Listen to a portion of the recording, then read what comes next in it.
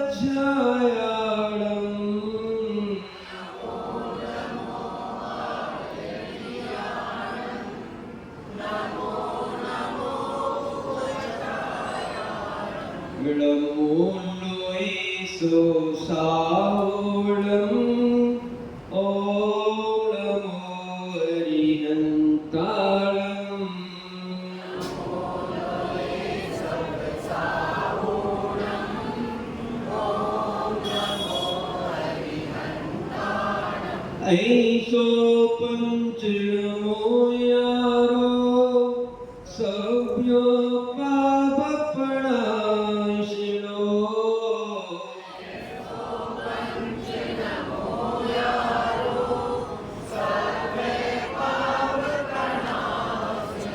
मंगलालं च सवेसिं परिवो वै मंगलम्।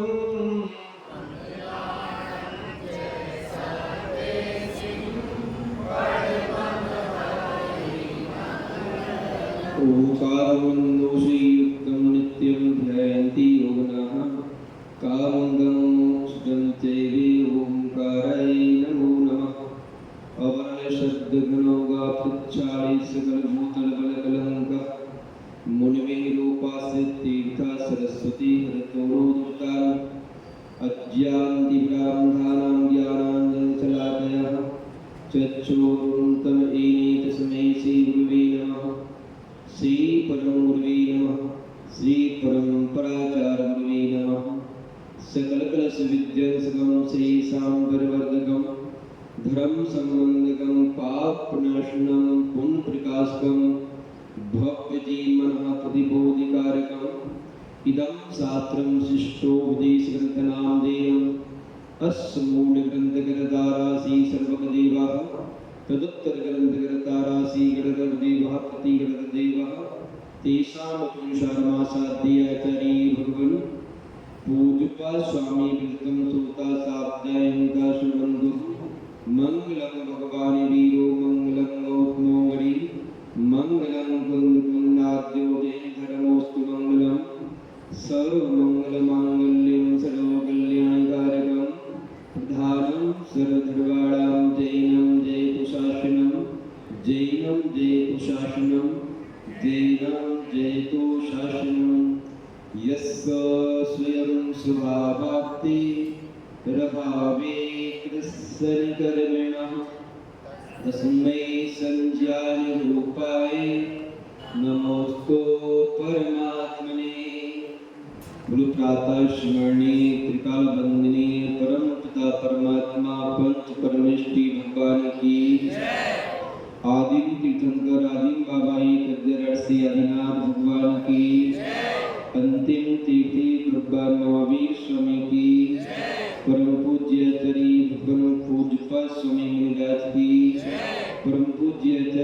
भगवं शांति सागर जी मुनिराज की, परम पूज्य आचार्य भगवं विद्यानंद जी मुनिराज की, परम पूज्य गुरुदेव आचार्य भगवं विष्णुनंद जी मुनिराज की, तीन करुणाओं करुणमणि महाराजों की, परम पूज्य मुनि श्री सर्वानंद मुनिराज की, पंच नमस्कार महामंत्र की।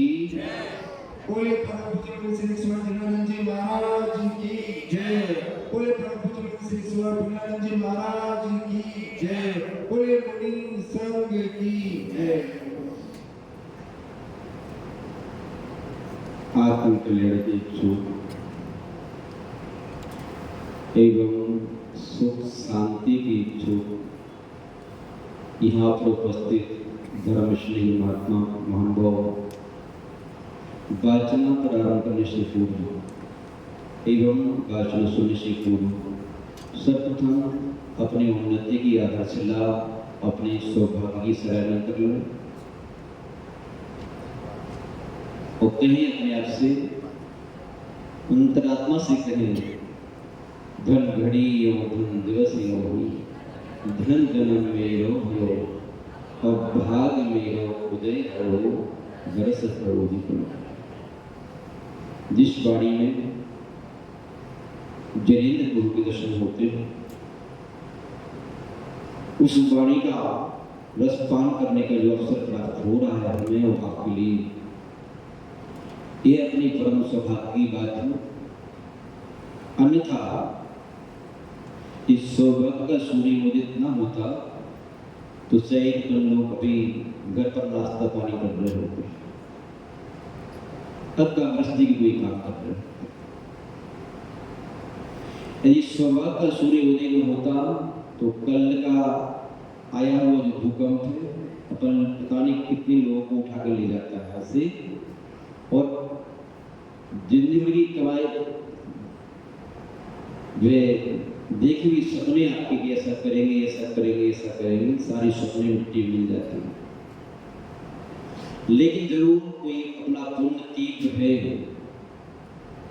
जिससे वे भूकंपी अपना बालवा का नहीं कर सका, किसने सही कहा है, जाको राके साई ने मार सके न कोई और बाल लगा का कर सके जो जग बैरे कोई। संसार का कोई भी संकट आपत्ति विपत्ति उस व्यक्ति का बिगाड़ नहीं पाती जिसकी साथ से उनका उदय चल रहा है। जहर उसी अमृत बन जाया करता है, सर्व सोने का हार बन जाया करता है, सूर्य का सिंहासन हो जाता है, शत्रु मित्र बन जाते हैं। महानुभाव उन्हीं पुण्यात्मा जीवों से आप हैं जो भूकंप ऐसे चला गया जैसे खिलौना। चलिएगा अपने विषय पे आ जाए पर लोग धर्मश्री महानुभाव आचार्य पूज्य स्वामी महाराज हम सभी बातों को बड़े आत्मभाव से कहां ले जाना चाहते हैं ये शायद आपको भी समझ में अभी नहीं आ पा रहा होगा। जब कोई बालक के लिए माँ संबोधन करती है तो माँ कहती है बेटा अब राजा बैठ रहा। क्या बोलती है? क्या बोलती है? राजा बैठ रहा। लेकिन क्या वो राजा बैठा है? राजा तो नहीं, लेकिन राजा का बेटा तो है। दर्शनीय मानो जैसे माँ कहती है, इस जिनमानी माँ भी आपसे कह रही है आप भी भगवान आत्मा, आप भी सिद्ध आत्मा हो, आप सभी सुखों से संपन्न आत्मा हो। संसार की सारी अनुकूलताएं आपके पास थी, हैं और रहेंगी, बस दृष्टि फेरने की बात है। और आचार्य भगवान ने दूसरे श्लोक में आपको बताया था कि वो भगवत्ता आपकी प्रकट कैसे हो, तो भगवत्ता को प्रकट करने का, उस सिद्धत्व को प्रकट करने का, उस अनंत को प्रकट करने का, उस परमात्मा अवस्था को प्रकट करने का उपाय बताया था योग द्रव्य सुद्रव्य सुक्षेत्र सुकाल सुभाव। जिस क्षेत्र को पाकर के आपका उद्देश्य पूर्ण हो सके, आपका लक्ष्य आपको प्राप्त हो सके, वही सुद्रव्य है, वही सुक्षेत्र है, वही सुकाल है, वही सुभाव है, सम्यक है। लेकिन भगवान वर्तमान में तो वो चौथा काल है नहीं, न वो क्षेत्र है विदेश क्षेत्र, सुषमा काल भी नहीं, वो द्रव्य भी नहीं, उत्तम सैन्य भी नहीं, वो भाव भी नहीं जिस भाव को अर्जित करके हम छपक श्रेणी कर सके। तो आचार्य भगवत ने कहा नहीं दिया, घबराओ मत, घबराने की जरूरत नहीं। इस धर्म की शरण में आकर के, धर्मात्मा की शरण में आकर के तो किसी को घबराने की जरूरत है ही नहीं। क्या करें फिर? कुछ मत करो। जब तक आपके पास परमात्मा बनने की योग्यता नहीं है, तब तक महात्मा बन जाओ। क्या बन जाओ? है महात्मा बन जाओ। और सुनो, देरी मत करना। अच्छे काम करने के लिए कल, अच्छे काम करने के लिए कल पर मत डालो। कल कर देंगे, परसों कर देंगे, नरसों कर देंगे, फिर कर देंगे, तभी कर देंगे, कभी कर देंगे। अच्छा काम जब भी करना हो, कल कर सो, आज कर सो। और पल में परले हुए भी बजनी परले पड़ने से, पल में परले होगी बहुत करेगा आपको। जो अपन लोगों ने स्वप्नों का संसार बसाया है कि हम ऐसा करेंगे, वैसा करेंगे, वैसा करेंगे, आपका स्वप्न कब टूट जाए कुछ मालूम। दीन विचार मत बनो। जिस काम को करने का संकल्प लो, सोचो कि हमारे लिए सुख मिलेगा, उस काम को आज ही प्रारंभ करो, क्योंकि कल का भरोसा। जो विद्यार्थी अच्छे नंबर से पास होने का लक्ष्य बनाते हैं, वो पढ़ाई जुलाई की महीने से प्रारंभ कर देते, बल्कि जून से प्रारंभ कर देते, तो पढ़ाई बंद करते ही नहीं। ऐसा भी है। तो जो विद्यार्थी इतनी तैयारी के साथ आगे बढ़ते हैं कि मेरी परीक्षा कल ही होने वाली है, इतनी तैयारी से पढ़ाई करते हैं, तब जाकर के जिले में, संभाग में, देश में, प्रदेश में टॉप आते हैं। तो जो विद्यार्थी सोचते हैं अभी तो जो है कभी नहीं कि आप बहुत समय पढ़ा है, परीक्षा थोड़ी आ रही है, ऐसी आलसी, प्रमादी, दीर विचारा, कल पर टालने वाली, कल कर लेंगे, कल कर लेंगे, कल कर लेंगे। कल किसने देखा है? कल देखा है किसी ने? कल किसी ने नहीं देखा। जब कौरव पांडव की बात आई, युधिष्ठिर के पास कोई यात्रा करने वाला व्यक्ति आया और युधिष्ठिर ने कह दिया वे टाइम नहीं है, व्यस्त है, कल लाना। तुरंत भीम ने क्या किया? शंखनाद कर दिया, कहेगा विजय घोष कर दिया। सारे लोग इकट्ठे हो गए। किसने इस पर विजय प्राप्त कर ली? विजय का शंख कैसे बजाया? आगे पूछा भैया ये क्या हुआ? बोले आपको मालूम नहीं? बोले क्या हो गया? बोले आपकी जो बड़े भैया है ना धर्मराज युधिष्ठिर, उन्हें क्या कर लिया है? उन्होंने समय के ऊपर, काल के ऊपर विजय प्राप्त कर ली है। अच्छा क्यों? युधिष्ठिर ने पूछा अपने भाई से, भैया ऐसा क्यों कह रहे हो? बोले अभी अभी आपके पास कोई याचक आया था, उससे आपने कहा था कल दे दूंगा।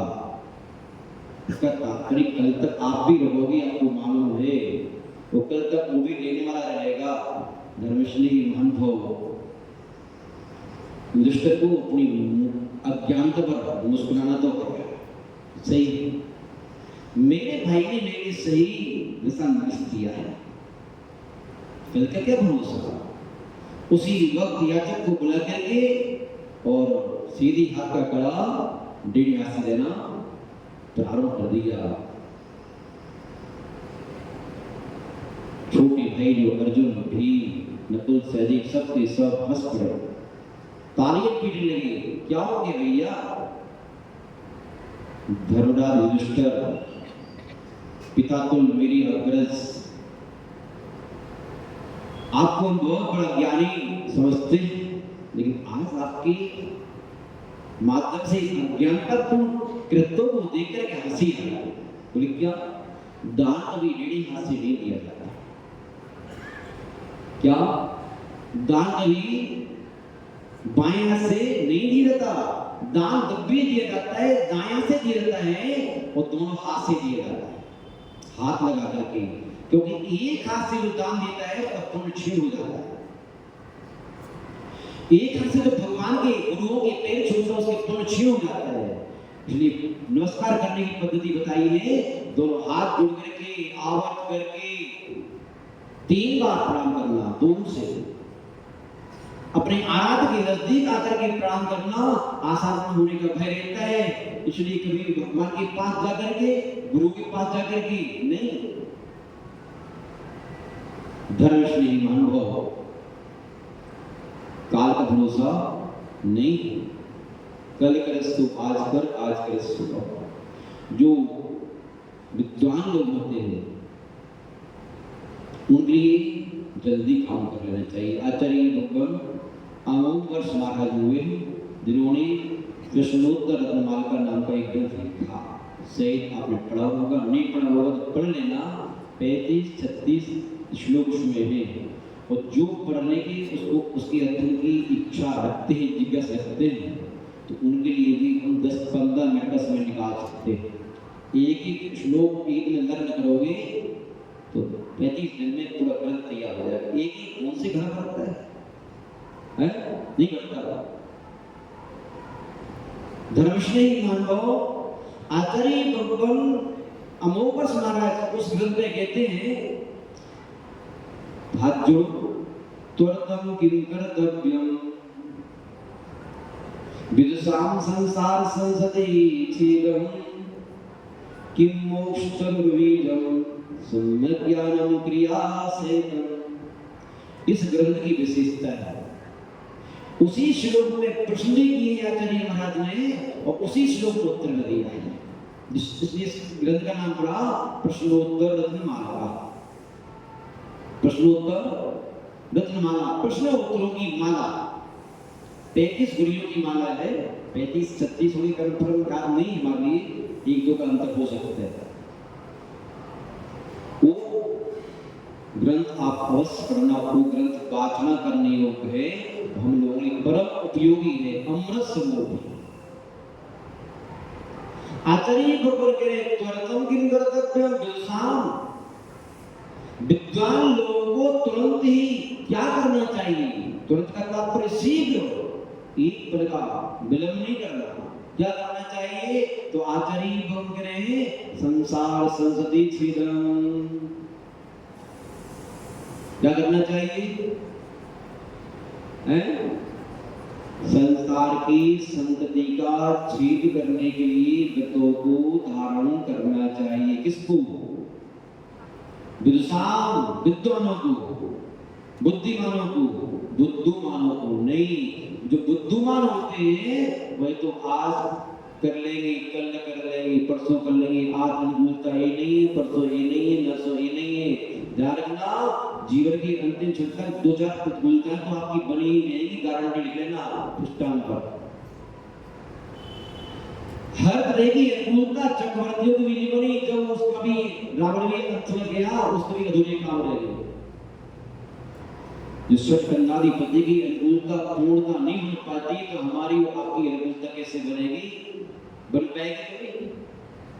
और हम कहते हैं नहीं महाराज जी, जब तक पूर्ण जिम्मेदारियों से मुक्त नहीं हो जाएंगे तब तक हम एक कदम भी धारण करने को नहीं बढ़ाएंगे। सारे काम संभालेंगे, बच्चों को संभालेंगे, बहू को संभालेंगे, नाती पोते संभालेंगे, मकान दुकान संभालेंगे, समाज को संभालेंगे, क्योंकि हमारे बगैर कोई काम होगा नहीं। हम चले जाएंगे तो फिर समाज का क्या होगा? परिवार का क्या होगा? लेकिन नहीं, जो विद्वान होते हैं वे सोचते हैं कि जिस में नहीं होगा तब भी ये देश चलेगा, में नहीं था तब भी चल रहा था, ये देश मुझसे नहीं, ये देश की वासी अपने अपने भाग से चल रहे हैं। मैं किसी के सुख दुख का कर्जा धरता न था, न हूं, न रहूंगा। ये तो मेरा भ्रम है कि मैंने परिवार को पाला, मैं समाज का कर रहा हूं। ये भ्रम है, पूरा भ्रम है, वास्तविकता ही नहीं है। वास्तविकता है प्रत्येक जीवात्मा अपने अपने पूर्ण पास से सुख दुख को भोगती है। निमित्त कोई भी बने उसका पुण्य का उदय होगा, आप निमित्त नहीं बनेंगे और कोई दूसरा बनेगा, और उनकी पाप का उदय होगा तो आप जैसे 30 मार्ग का हजारों आ जाए फिर उन आत्माओं को सुखी नहीं कर पाएंगे।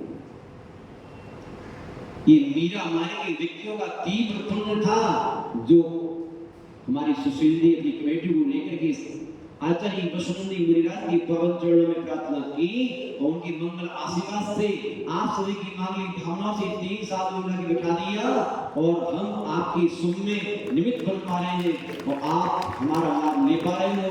धर्मश्री महानुभाव, इस सब आपकी पुण्य का उदय है और थोड़ा थोड़ा पुण्य का उदय हमारा भी है जो आप जैसे श्रोता मिले। अन्यथा आत्मा परमात्मा की कथा सुनने वाले उंगलियों पकड़ने लगे मिलते नहीं। जिसने पांडे बनाया था उसने सोच रहे थे भगवान, कहा था इनसे सुन जी से क्या कर रहे हो, ये कौन आएगा सुनने के लिए यहाँ पर। बोले महाराज जी चिंता मत करो, हमने आपको सुन लिया और देख लिया, गुरु जी का आशीर्वाद है, सब लोग आएंगे। उन्होंने भी कहा ऐसा करो विधान कर लो, कम से कम विधान के भरोसे लोग आएंगे, उसी को सुनाया करेंगे हम। बोले नहीं आप चिंता न करें महाराज जी, सब आएंगे। धर्मश्री महानुभाव क्या करें आचार्य महाराज, तुरतम किं कर्तव्यम विदुषाम संसार संसति छेदम। क्या करो, संसार की संतति का छेद करने के लिए तुरंत व्रतों को धारण करो। जब तक परमात्मा बनने की योग्यता नहीं तब तक महात्मा बनो। क्या करो, मुनि महाराज बन जाता। महाराज जी आपने तो ऐसे कह दिया जैसे मुनि महाराज बन जाओ। यहाँ पर एक वस्तु त्याग करने की सोचना पड़ती है।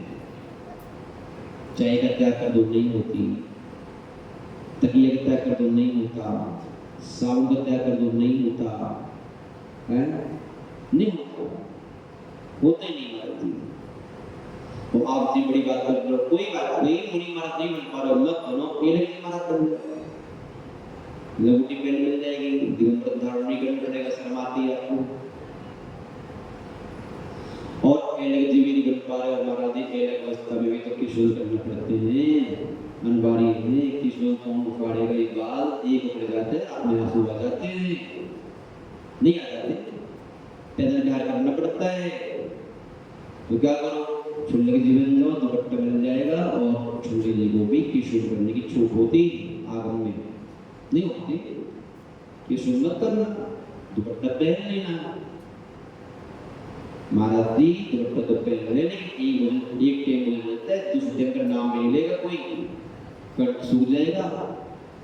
मम्मी पापा याद आएंगे, शाम की वक्त भोजन करती प्यास लगती नहीं लगती, बार बार पानी पीना पड़ता है, कैसे करो, फिर कर्मचारी बन जाओ, 2 टाइम की व्यवस्था नहीं हो सकती।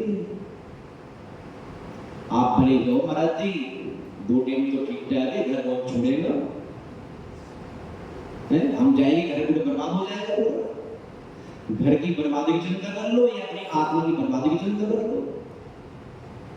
आत्मा बर्बाद कर करके भी अब घर की आबादी चाहते हो आप, बोलो। हम घर को आबाद करके, बच्चों को आबाद करके, बीवी को आबाद करके, संतान को आबाद करके, समाज को आबाद करके अपनी आत्मा की बर्बादी कर लेते हैं, तो भैया आप विद्वान हो। कौन हो आप? विद्वान के विद्वान। आप सिर्फ निर्णय करो, ये निर्णय हम नहीं करेंगे, नहीं हमारे ऊपर अगर रहना है 4 महीने और महाराज जी हमारी खा रहे हो, हमें बुद्धिमान बता रहे हैं। धर्मश्री महानुभाव, कोई बात नहीं, यदि आप व्रतों को धारण नहीं कर पा रहे हो तो तब तक आप जिन्होंने व्रतों को धारण कर लिया है, जो करतल भोजन तरतल वासा, जिनका आकाशी चादर है, धरती बिछोना है, और जिनका मृत्यु ही जीवन है, निर्धनता ही धन है, ज्ञानी जिसके नेत्र है, इसी दिगंबर तपोधनों को, मोक्ष मार्गियों को, संयम के रसकों को क्या करो, उनकी आहार विहार व्यवस्था करके, उनके संयम की साधना में सहयोगी बन करके अपने तन से, अपने मन से, अपने धन से, अपने वचन से स्वयं सहयोगी बनो और दूसरों को प्रेरणा दो, आप भी करो। ये पुण्य का काम है। धर्मश्री महानुभाव ऐसा करो, ऐसा करने से भी आपकी यात्रा मंगलमय हो सकती है। इतना सारा बताया गया तो किसी भक्त आत्मा ने तुरंत प्रश्न कर दिया, प्रभु पहले श्लोक तक तो ठीक ठाक था, जहां पर अपनी आत्मा की उपादान की योग्यता के माध्यम से परमात्मा अवस्था की चर्चा चल रही थी, ये बीच में स्वर्ग कहां से आ गया? ब्रह्मवत्ते पदम देव, स्वर्ग कहां से आ गया? ये स्वर्ग आदि तो महाराज जी अनंत बात प्राप्त किए हैं। इस स्वर्ग की चर्चा छोड़ो, इस स्वर्ग का संसार है।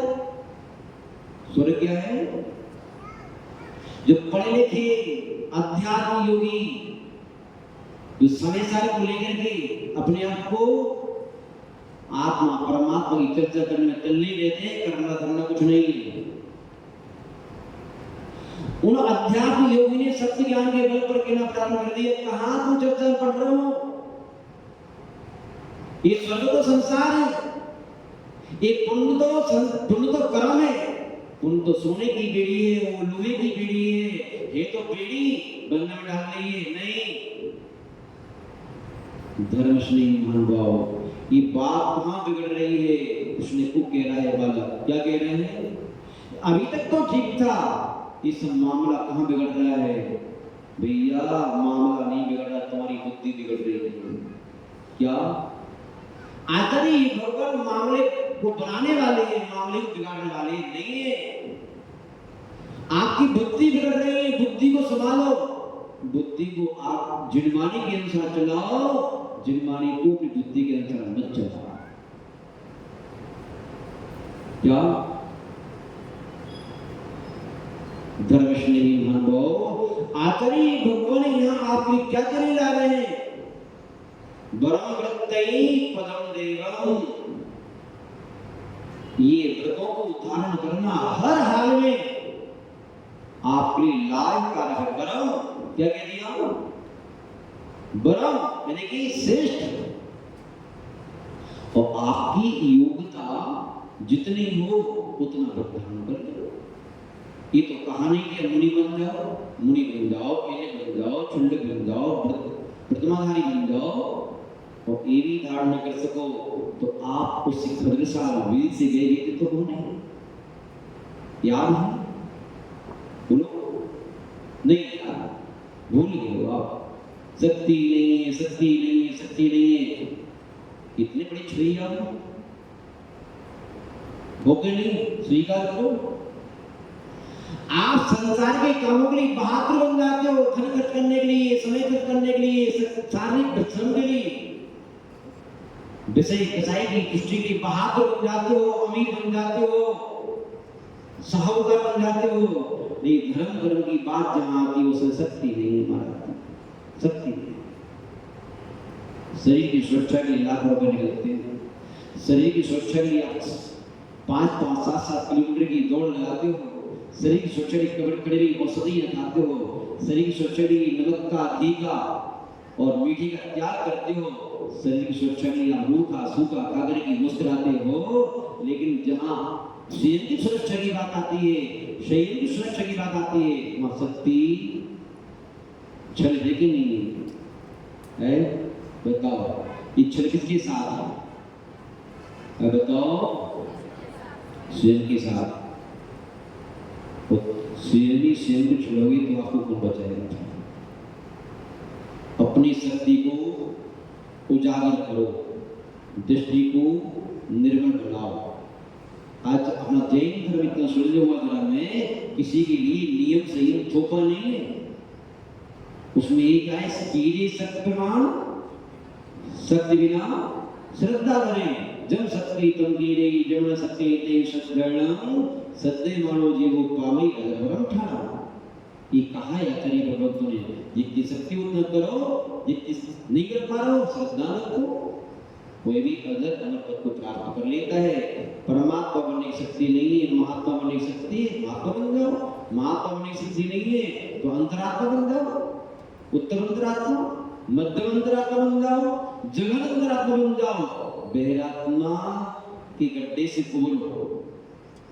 क्या धर्मश्री अनुभव आचार्य भगवान कह रहे हैं, आप खगरसाल भील से गए बीते नहीं हो। जो खगरसाल भील उस भीयमान जंगल में गया और उन तपोधन की शरीर की निकलती हुई सकारात्मक ऊर्जा को प्राप्त करके उसके परिणामों में निरंतरता आई। उपदेश करने के बाद सभी को नियम संयम दिया जा रहा था, अपनी फीस ली जा रही थी उपदेश की। हम तो लेते नहीं, बिना फीस की काम चल रहा है। तो सोचा लास्ट में इकट्ठी ले लेंगे, पीछे का प्रवर्तन हो गया ना, उसमें आज से कहेंगे हम लाओ फीस। वैसे तुरंत के तुरंत लेना चाहिए, क्योंकि फीस बढ़ जाएगी तो लंबी हो जाएगी, तो देने में कष्ट होता है ना। तो एक दिन व्यक्ति बोल भी रहे थे, महाराज जी उपदेश के बाद नियम दे दिया करो छोटा सा तो ठीक रहेगा। हमने कहा विचार करेंगे। धर्मश्रेष्ठ महानुभाव कोई खगरसाल भील मुनिराज के पावन चरणों को पाकर के उनकी संधि प्राप्त करके उसके फलों में निर्बलता आई, बैठ गया शांति से। उपदेश सुनने के बाद सबको नींद दे जा रहे थे, उसको भी नींद लेने के लिए कहा कि भैया आप भी नींद ले लो। हाथ जोड़ लिए उसने, पूरे प्रभु मैं नींद ले लूं, मैं नींद क्या ले सकता। लोगों ने कितने बड़े बड़े नींद लिए, मैं तो कहीं से इधर नींद के बारे में सोच भी नहीं सकता। बोले ऐसा करो, मांस का त्याग कर दो, शाकाहारी भोजन करो। बोले महाराज जी मांस का त्याग कर दूंगा पर तो मैं भूखा ही मर जाऊंगा। बोले दानों को आपका भूखा कोई नहीं मरा, बोले आप बने ही हो, आपका भोजन शाकाहारी लेकिन मेरा भोजन ही मांसाहारी। तो ऐसा करो कि आप जो है, आपने कभी कौवे के मांस खाया? बोले नहीं खाया। कभी खाओगे? नहीं खाओगे। नहीं खाऊंगा मैं। तो ऐसा करो आप कौवे के मांस का त्याग करो। कभी खाया भी नहीं तो कोई खाना भी नहीं, ठीक है, कर सकता। तो बड़ी सहजता उसने त्याग कर दिया। यदि यहाँ पर त्याग करवाया जाए, कोई त्याग बेटा कर रहा हो तो पीछे वाला तुरंत शर्ट गिर देता है। सोच के करना, नियम तो करना चाहिए। पहले मम्मी पापा से पूछ लेना, दादा से पूछ लेना, पापा से पूछ लेना। नियम संयम के बारे में दुनिया से पूछ सकते हैं, पर लोग शादी कराते वक्त पूछने नहीं आए उनसे कि महाराज जी शादी कराई कि नहीं, बताओ। तुरंत मना कर देते थे कि बहुत घाटा है। आपको घाटा बताते नहीं शादी का, आपकी रूह का हो जाती है। आपको शादी करने में कितना घाटा है, आप डर जाते हैं कि शादी करके बहुत बड़ा अपराध कर रहा हूं। जिनको करना हो हमसे पूछ के करना। महाराज जी पूछने आएंगे नहीं ना, आपने करी ना हमें करने दोगे आप। पूछो तो उससे पूछ, उसने कर ली।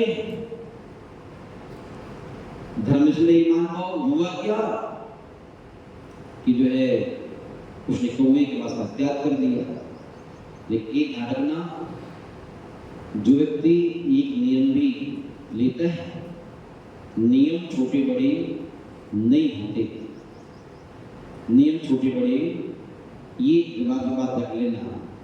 एक नियम ले लो, दृढ़ता के साथ पालो, विशुद्धि के साथ पालो, सौभाग्य मान के पालो। तो सौभाग्य के साथ में, शुद्धि के साथ में, विशुद्धि के साथ में और एक परम लक्ष्य को प्राप्त करने हेतु सकल कर्म त्यागम नियम संयम का पालन करता है। उस व्यक्ति को छोटा नियम भी एक दिन बहुत बड़ा नियम बन जाता है। पूज्य मुनि पुण्यानंद महाराज अपने उपदेशों में कई बार कहा करते, छोटे छोटे नियम एक दिन बहुत बड़े बन जाते हैं। घुटनों की चलते चलते पैर खड़े हो जाते।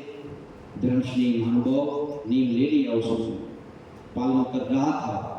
लेकिन ध्यान रखो, क्लास में एडमिशन लेने के बाद में परीक्षाएं तो होती हैं, बिना परीक्षा के नंबर नहीं मिलते।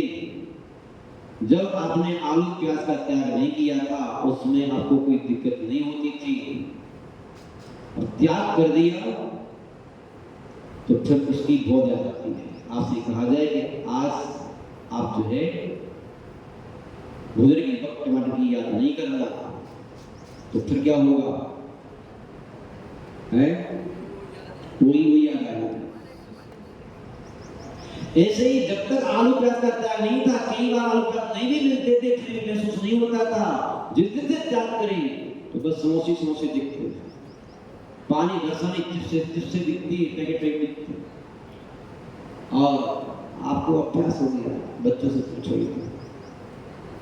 जो खाते बेचारे। धर्मश्री महानुभव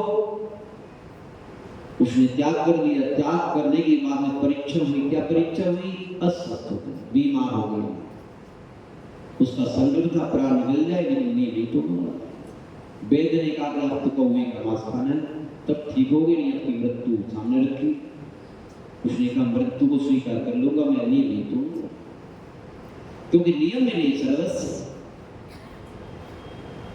और होता क्या है, नियम संयमधारी को समझाने वाले हमारे हितैषी बहुत आते हैं। कौन? जो रोज करके उनको दुर्गति में धकेलने का प्रयास, वो कहते तोड़ दो नियम। इतनी तैयारी से आज समझाऊंगा मैं अपने जीजा को। उसका साला आ रहा था, रास्ते में बेतरनी रुदर कर रही थी। क्या हो गया?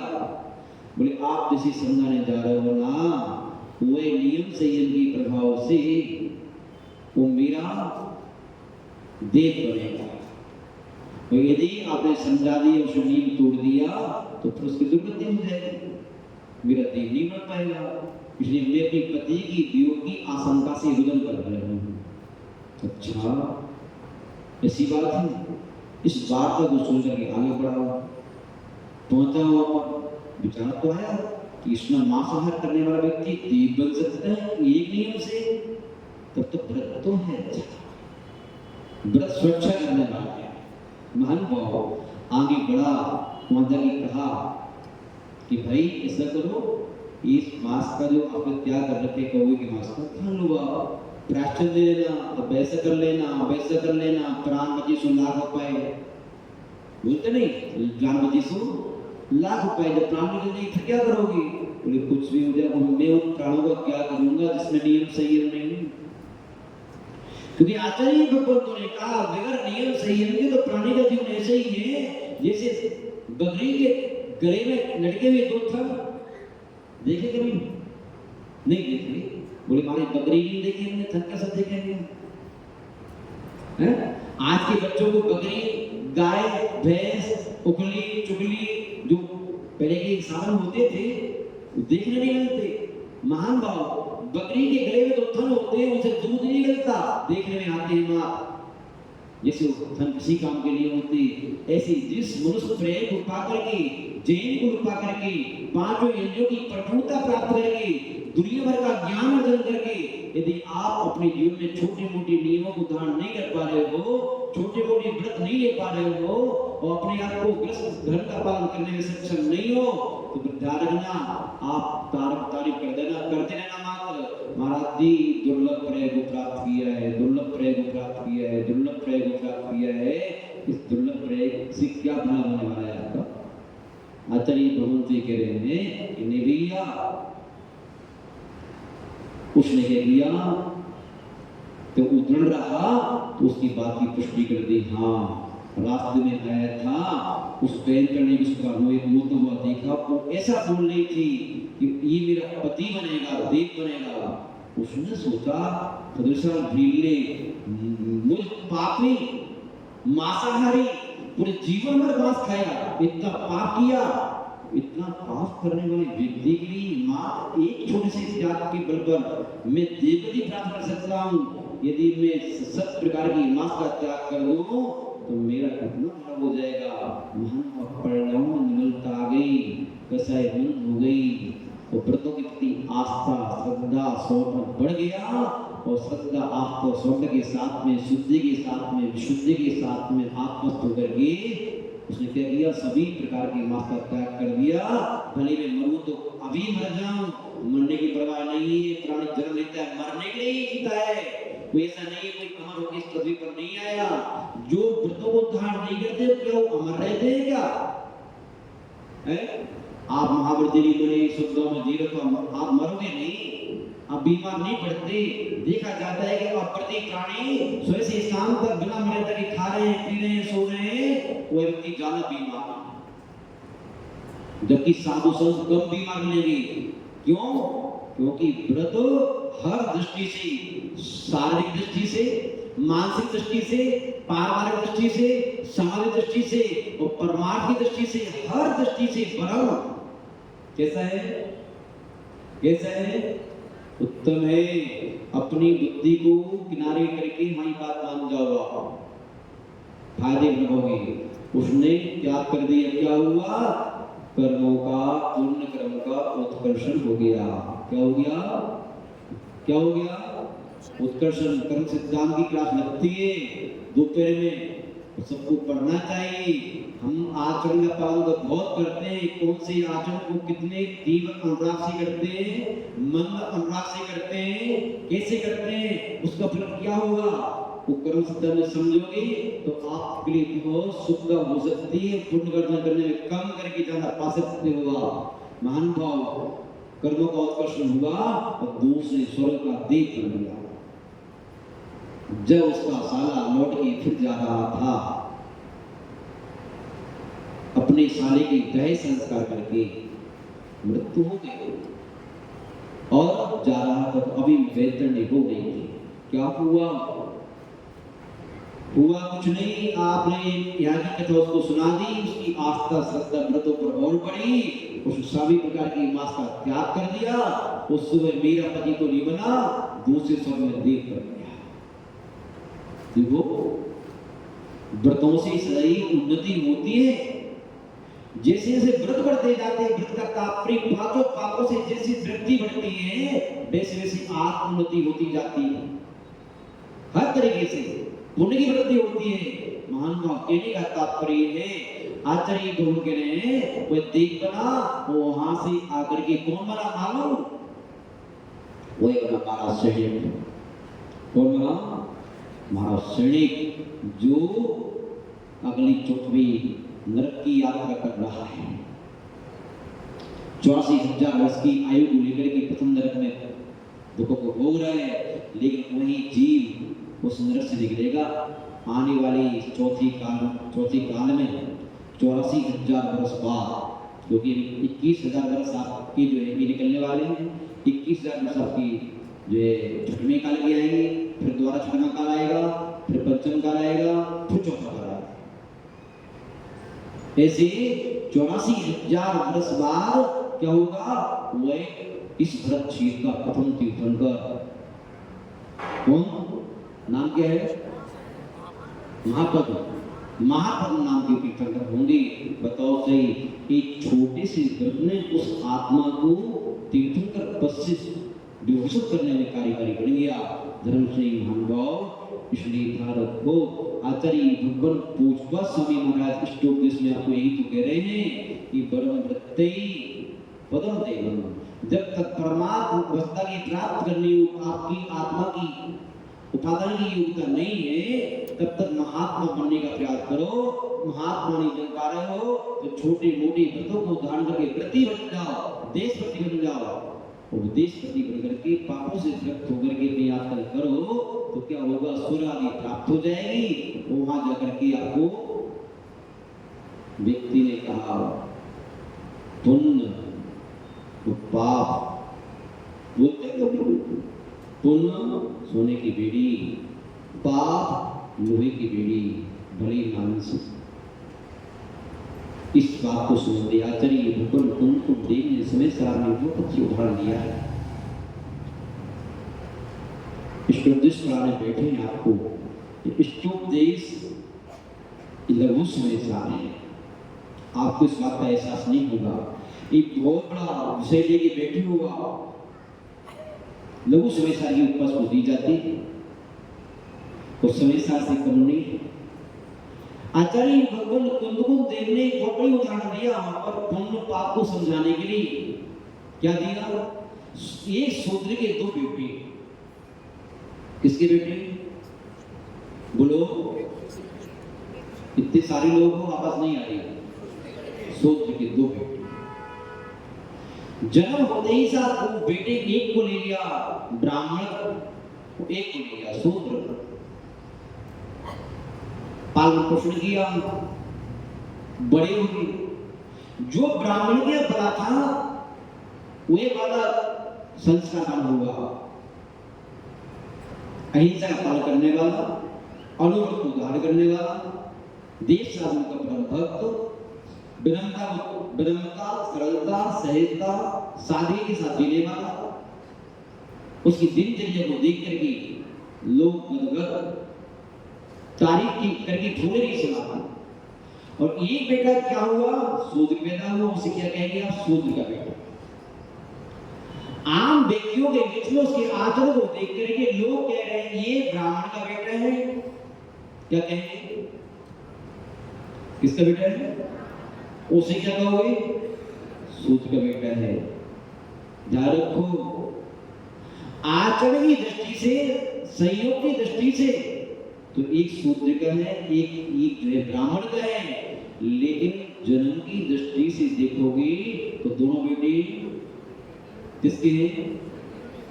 लेकिन ध्यान रखो, ब्राह्मण की संगति पाकर के उसका मान, सम्मान, इज्जत, आबरू सब ब्राह्मण जैसा ही रहेगा और शूद्र का शूद्र जैसा ही रहेगा। ऐसे ही ध्यान रखो, आपके जो पुण्य पाप है, दोनों शूद्र के बेटे हैं कर्मठ की इच्छा से। दोनों कर्म है। क्या? दोनों कर्म है। कर्मठ की इच्छा से दोनों कर्म है।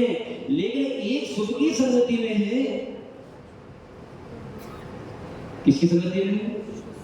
ये पुण्य का संचय भी भावों से होता है और पाप का संचय भी भावों से होता है। जन्म स्थान तो दोनों का एक ही है। क्या? पुण्य का संचय कहां से हुआ? भावों से हुआ। किसके भावों से? आपके भावों से। पाप का संचय कहां से हुआ? भावों से हुआ। किसके भावों से? आपके भावों से। जन्म स्थान की इच्छा से दोनों कर्म है। लेकिन जो शुभ की संगति में रहा तो ब्राह्मण का बेटा कहलाएगा और अशुभ की संगति में रहा तो क्या है? शूद्र का बेटा कहलाएगा। धर्मश्री महान भाव, इस कर्मत्व की दृष्टि से दोनों एक हो सकते हैं, लेकिन पुण्य पुण्य है, पाप पाप है। धर्मश्री महान भाव, इसी बात को आचार्य भगवान कह रहे हैं, वरम दत्तै, श्रेष्ठ भक्त को धारण करना। पदम दैवम, उसे देवगति मिलती है। नावदेवत नारकम, लेकिन अव्रत को धारण करके क्या? अव्रत को धारण करके नरक अवस्था प्राप्त करना उचित तो नहीं है। क्यों? तो आगे आचार्य बात करें दूसरी लाइन में, छाया तप तपस्थितियो भेदा, छाया में स्थित रहने वाले की और तप जहां पर धूप हो रही है उसमें स्थित रहने वाले में भेद है। एक छाया में खड़ा हुआ है, एक धूप में खड़ा हुआ है। क्यों खड़ा हुआ है? प्रतिपालियो, प्रतीक्षा करने के लिए। किसकी प्रतीक्षा करने के लिए? अपने मित्र की, अपने सहयोगी की। उसमें क्या है? भेदा महान, महान भेद है। श्री आचार्य भगवान कह रहे हैं कि भैया जब तक आपके लिए आपका उपादान परमात्मा बनने के लिए नहीं है तब तक अपन लोगों को क्या करना चाहिए? क्या करना चाहिए? अपने पास जो योग्यता हो उस योग्यता के अनुसार अपनी गति व्रतों को धारण करने की ओर करना चाहिए। ठीक है ना? इतना यहाँ पर कहा।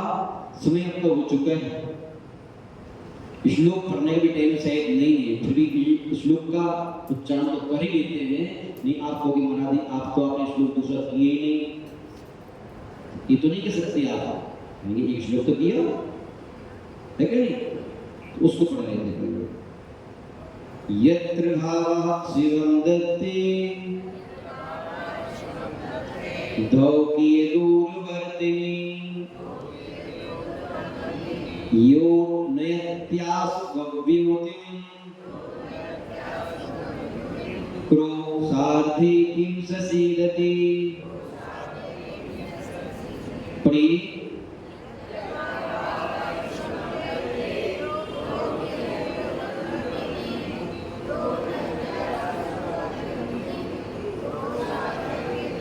अभी आनंद नहीं आ रहा, लगता है कि जो आपको पढ़ना नहीं आ रहा, आ रहा है तो जोर से नहीं पढ़ रहे हो आप, तो जोर से पढ़ो, क्योंकि हम कम सुनते हैं थोड़ा सा।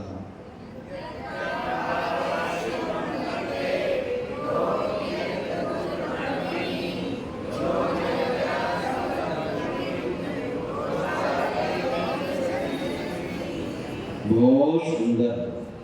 अब जो है आगे बताएंगे, क्या बताएंगे भैया, ये शरीर भक्त आत्मा ऐसा ना हो स्वर्ग में ही फंस जाए, पाप से निकाला और पुण्य में अटक गए, तो भैया खटकन सी खटकन और बुरी, इस चिंता में महाराज जी पड़े। तो अगली गाथा में आपको और समझाएंगे, क्योंकि आपको मात्र यही लिखना, आपको वहां तक लेके जाना है। कहाँ लेके जाना है? वहाँ। कहाँ पर? आपकी थ्री मार्केट नहीं, न गायत्री नगर, आपको वहीं लेके जाना है, वहाँ से निकलना है। ओम शांति। जिन वाणी स्थिति करने के लिए खड़े हो जाए, जिन वाणी की ज्ञान से सूझे लोकारो सोवाणी मस्तक विरोचताती सुनो एक जिन वाणी भारती कोविद को दिल रहे दो तेरी शरण रहे सो काले सुचैन देख भजो कर गुरु शिवा निर्गन दया धर्म कालो सजा नहीं मोक्ष का पंथ सब मंत्रों का सार है महामंत्र नमोकार याते हम सब मिल जपे नमोकार नमोकार मंत्र धर्मश्री नमो डॉक्टर सुरजीत सोनी क्या है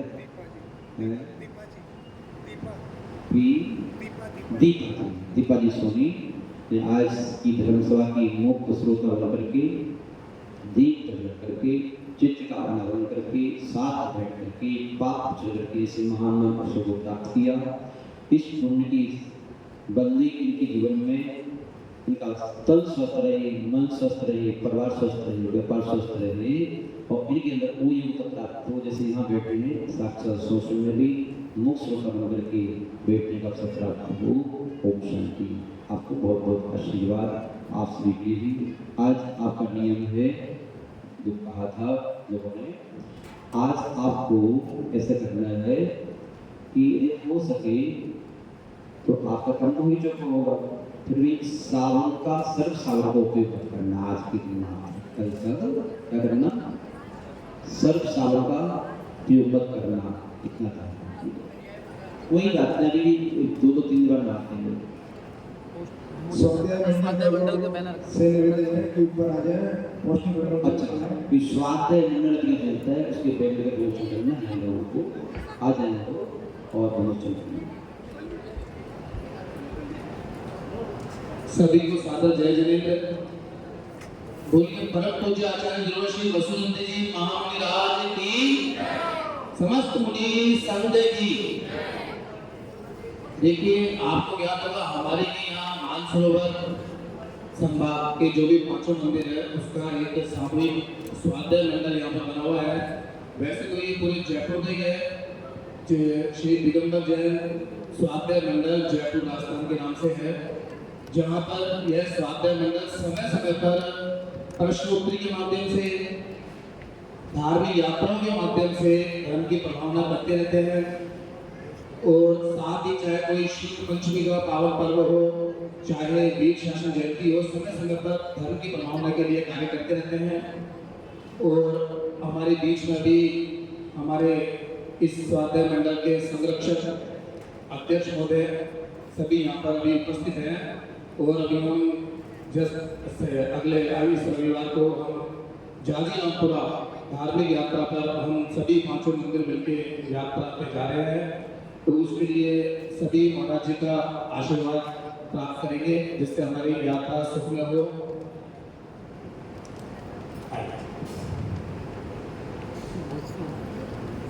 नमस्ते। राखी नमोस्तु महाराज जी, नमोस्तु महाराज जी, नमोस्तु। और स्वाध्याय जरूर बहुत एक लो ना, विमोचन के लिए खोलो उसको।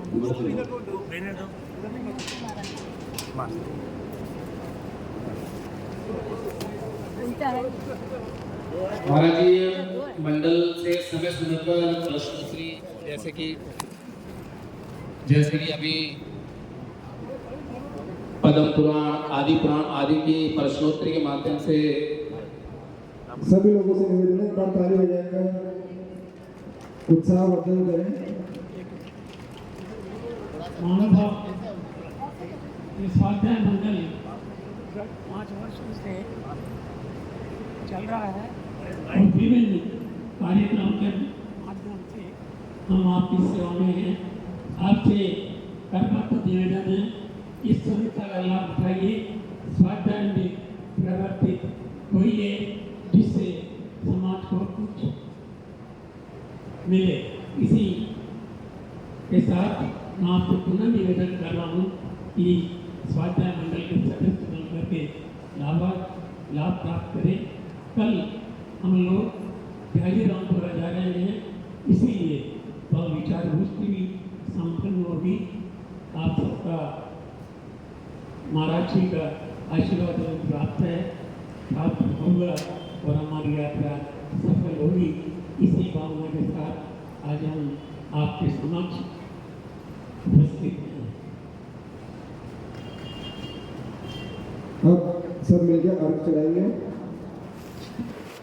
अनुपम ध्यानी तव अंतर ज्ञान सिंधु लहराता, मूलाचार के दो दर्पण चारित्र ही बतलाता, तीर्थंकर सी सूरत जिनकी गुरु सिद्ध जो भावी, वसुनंदी के पूजक जग में कहलाते बड़भागी।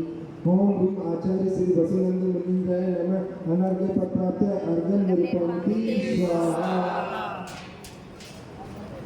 अर्घ्य अष्टविधि प्रासुक लेकर गुरु चरणों में कर अर्पण, निज अनर्घ्य पद प्राप्ति करूँ मैं अग्निस्वर अनुपम पावन। नमोकार उच्चारित कर आचार्य वसुनंदी गुण गाओ, सर्वानंदी